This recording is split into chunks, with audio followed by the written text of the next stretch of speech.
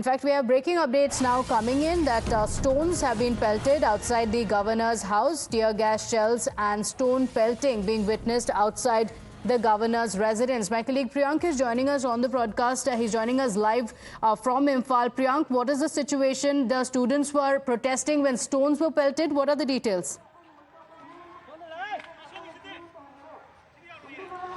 Yes, certainly you can see the police officers are chasing these student protesters, and most of them are high school as well as college-going students who are now being given message by the state administration that they should not come here. But on all the side, we will try to give a 360-degree view because stones are being, pelted from every corner. This is the roundabout, and we are standing right outside the residence of the governor here. Students who are getting injured are being taken in these ambulances. These are Red Cross ambulances. But if Vimal would zoom in, you can see that there are students who are still attempting to come towards this particular location. There are tear shells which are being lobbed from both the sides by the local police as well as it's basically local police which has used of all four direction tear shells where the students have been dispersed from this area. But the lathi charge still continues. Vimal, if you will come this side. Yeah, on this stretch of the carriageway, there are ambulances which can be seen. It's a very chaotic situation because we are talking about the young students, those young school-going students who have taken the protest in their hand. Many of them are getting injured, but still most of these students are moving towards the governor's house. A few of them have been trying to disguise themselves that they will be maintaining peace and law and order, but the silent protest by the students had totally gone very difficult for the police also to control the situation. Stones are being pelted, and we have seen how tear shells are being lobbed. This particular police officer from the Manipur Police is once again prepared to lob the tear shell. So you can imagine that this is an intersection which is right outside the residence of the governor, the location where the CM had also come. And on this particular stretch of the road, our viewers will be shocked to know that in India, there's a state which is called Manipur,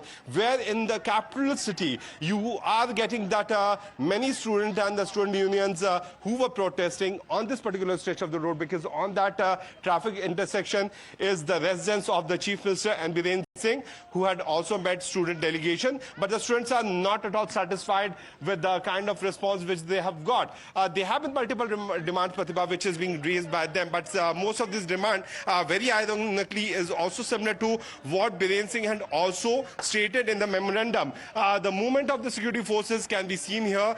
Just a short moment back, we saw that how tear shells from all the four corners in a very strategic move were being lobbed on the student protesters. Now the senior officials have come here and the protesters have been moved back. But this kind of student protest where tear shells being lobbed on the students after the stone pelting incident which happened, because they could be rogue element which also managed to enter, ambulances sound being but you can see the movement of ambulances, which is clearly implying that how many students are also getting injured in these incidents is certainly very, very alarming.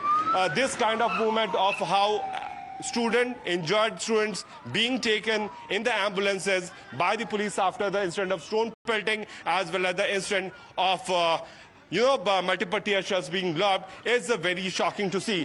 There were reports of, attack which we have seen in Manipur, which had happened in the outskirts, in the border area where both the communities had their dominant. But right now, looking at the manner in which the protest has come to the capital city, that too after the memorandum which was given by the Chief Minister to the governor, protesters also talking on the same line, also from the same ethnic group, is certainly showing a picture that there could be political motivation which could be behind these students coming here right on the main heart of Imphal, where the many students have got injured. Most of them have been shifted.